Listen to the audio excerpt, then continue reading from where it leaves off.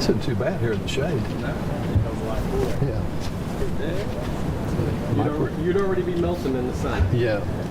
Thanks for getting down quickly too, so that we get the worst of it. Are we ready to go? Ready over here. One moment. Sure. You can look right down the center there. Is that going to work? Okay. Yeah.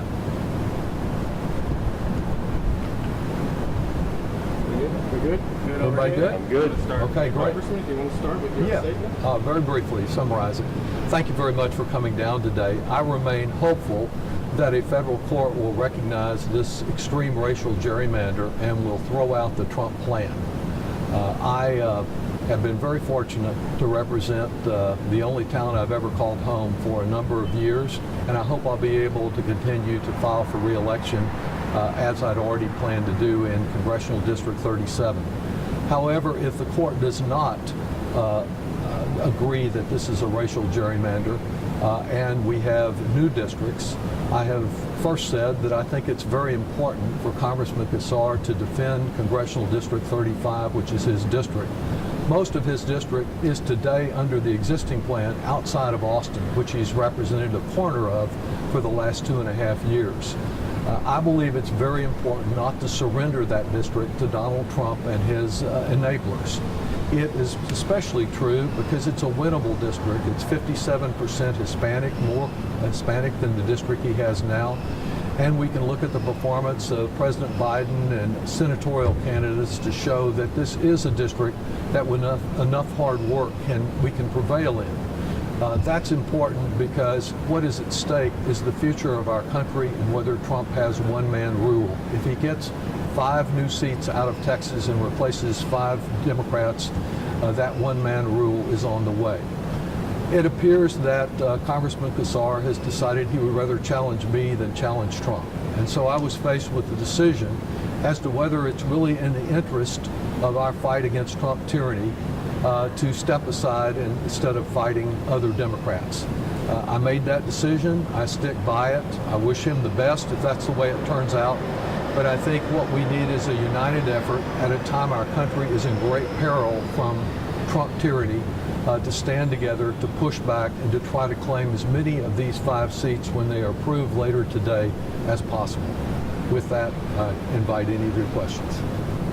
Congressman, are you saying that if the courts uphold the maps, then you will not run? That's correct. If the only choice is to have myself and Congressman Casar competing in the district I represent today, which under the Trump maps has more than 2/3 of the people I represent and only a fraction of those he represents, I will still stand aside because I think it's more important to fight Trump tyranny than to fight one another. Congressman, is there a specific reason you would not consider just kind of moving into another district and running? Yes. Austin's the only town I've ever called home. And the idea that I would be the one that would leave Austin and run in a 57% Hispanic district is not one that's going to achieve what we want relative to Trump. I know it's hard to move. I have been through this before when I opened an office in McAllen, when I opened an office in San Antonio. But Austin's my home, and we probably need most effectively to win that district an able, forceful Hispanic voice to appeal to disaffected Hispanics and disaffected people of all types. I wish that would be Congressman Casar. I think he's best positioned as the only incumbent in that district, even though he only has a fraction of it, but he's chosen to do otherwise. Congressman, would you consider running for statewide office? Not really. I've done that once long ago. It's the only time I've ever been defeated was in a statewide race for the United States Senate. I'm blessed to have had this opportunity for so many decades to represent Austin, and whatever the outcome, if the courts do not give me the opportunity to run for re-election in this district, I'll remain involved here in Austin as I always have been. Congressman, Wendy Davis's op-ed encouraging you to make way for Congressman Casar. Did that have anything to do with your decision, and what are some of the feedback that you've gotten from your peers? Exactly. It did in one sense. Of course, Wendy has never been an active supporter of mine, and some of the other people that signed on to that Chronicle article have not been involved in my campaign in years. It's not what they said, which was really strange that instead of Congressman Casar defending his district, maybe I ought to go defend it and leave mine. I didn't think that made any sense. But what did affect me from that is that beginning at 4 a.m. in the morning, a Twitter storm started and social media battle on Democratic chat groups. And it was just indicative of the fact that we're going to have a slugfest here if we have two Democratic members of Congress running against one another. That is not in our interest at a time our country is in such peril and when we need everyone united against Trump autocracy. And so that's why I decided to step aside, not because of what was written, but the reaction to it as an indication of what would lie ahead in a 6-month slugfest. On the flip side of that, what's it, the support that you got even from Congressman Casar, what does it mean to see your peers kind of step up and support you? Well, it's certainly encouraging the many comments that I received. A large number of people ready to endorse me publicly in a race if I face Congressman Casar, including a number of local elected officials. But again, I think you have to put aside personal concerns and recognize what's at stake here. And so I appreciate the comments before my announcement and after my election, after my announcement, but it's about how we unite against Trump. Congressman, if redistricting is really setting a bad example here in Central Texas with what's going on, why should Democrats embrace that strategy in blue states? Well, I think it would be better and have voted to do this if we had citizen nonpartisan commissions in every state in the country. Republicans blocked that effort when we offered it in Congress. We cannot have a checkerboard system where injustice prevails in a state dominated by Republicans like Texas and fairness exists in Democratic states. The only pushback we have against Trump taking 5 Democratic seats and trying to turn them into Republicans is a response from a state like California. They can perhaps check Texas 5 for 5, but we do not have states to do that to counter Missouri, Ohio, Indiana, Florida. Trump will have the advantage if we surrender all 5 of those seats to him in Texas. Yes, he drew them to elect Republicans, but now is the time for Democrats to fight him and to fight back. And I think that in at least the Casar district, we have a chance to win, perhaps in 1 or 2 of the others. And so the next step, if the courts uphold these sorry maps, is for us to fight in those districts to defend them and to try to prevent him from getting all 5 seats. What conversations have you had with Congressman Casar in the past 24 hours, if any? I think the last contact we had was brief at the Capitol in the Rotunda. Both of us united in opposing these plans and in earlier rallies, but we've not talked since I made my announcement. Congressman, you've been a progressive champion for decades. How does it feel to be, in a sense, being asked to make way for a younger progressive as opposed to your states? My feeling is we need all generations participating. And while we failed to attract many young people in last year's campaign for the presidency, we also lost older people. If we don't take those who perform not based on age but based on ability and unite all of them, if we impose ageism just as sexism and racism has been opposed in the race, we lose out. We lose talent from all generations.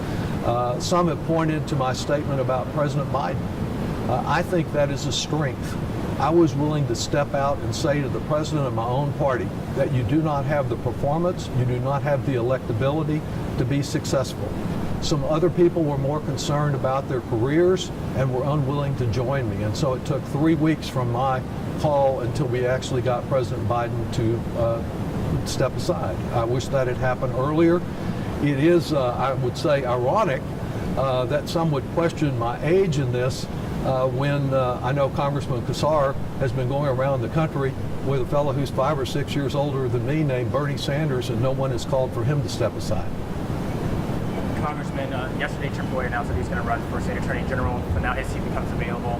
What is your perceived notion about how Democrats can maybe perform for that district?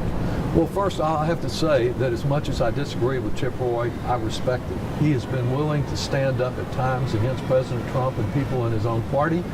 I share his concern about our growing budget deficit. I'm a pay-as-you-go progressive, not one who wants to just spend for everything that I want. As to his seat, it was already gerrymandered to almost guarantee a Republican. Now even more gerrymandered. So I think it's a very difficult seat for a Democrat to compete in. They drew all these districts, every one, including Greg's, to elect a Republican. It takes careful analysis to allocate resources to those where Trump's high watermark of 10% doesn't really mean that a Democrat will be blocked. In Chip's seat, it's pretty tough. Congressman, state lawmakers just passed camp safety legislation in response to the deadly floods back in July. Is there anything on the federal level that maybe you think needs to Absolutely. have attention? You know, within a very short period of time after I attended the prayer service for one of these little 8-year-old girls that was drowned, I began exploring with the National Weather Service how they handled this. I met with FEMA to talk about how they handled it. I believe these deaths should never have occurred. There was failure at every level. Gross negligence in Kerr County, failure to respond in advance from the state of Texas. They're doing this after the fact. And I believe that the cuts that were made at the National Weather Service and at FEMA seriously impaired the federal response. I have been trying now for over a month to get the National Weather Service to produce for me the tapes of who they were contacting and whether they were only contacting the guy that was asleep or were broadcasting a broad warning in Kerr County. They have declined to provide timely access to tapes that the director of the National Weather Service told me one-on-one were available. And I'm going to stay after them on that and their logs of contacts. I think they had a tendency, after losing a key member of the National Weather Service who was the meteorologist responsible for contacting local folks, that he wasn't there that night, nor was a hydrologist to follow the water that evening available in the local office, that they are not producing the logs because they don't want the public to see them. We need that information. We need to know whether the cutbacks that Trump and DOJ made to the National Weather Service and to NOAA contributed to these deaths. And I want that information. I think the public deserves it, and I'm going to continue pressing for it. On a national issue, sir, yes, sir. What do you think about the FBI raiding the former National Security Advisor's home? Other than recognizing the danger that Vladimir Putin poses not only to Ukraine but to the world, there are very few things I've ever agreed with John Bolton on. He is a far-right kind of war-promoting person that I've been on the opposite side of throughout my career. But what happened today with this invasion, because he pointed out how Putin is manipulating Trump, expresses the very kind of danger that has encouraged me to make the decision I have about redistricting. Our country is at peril when one-man rule begins to intimidate anyone that questions him, whether from the right or the not-so-right. And so I'm very troubled by the invasion of Bolton's home and by Trump's earlier decision to remove security from him when they knew that he was under threat from Iranian agents for death. This is a day in American history that shows one more step that Trump is taking toward authoritarianism. We will not get tyranny, authoritarianism, full-born at one time. It happens step by step. And the step Trump is taking through redistricting is one way to maintain his power, and the intimidation of anyone who questions him is another. It's a very troubling development. Where do you go from now, Congressman? What's the next step?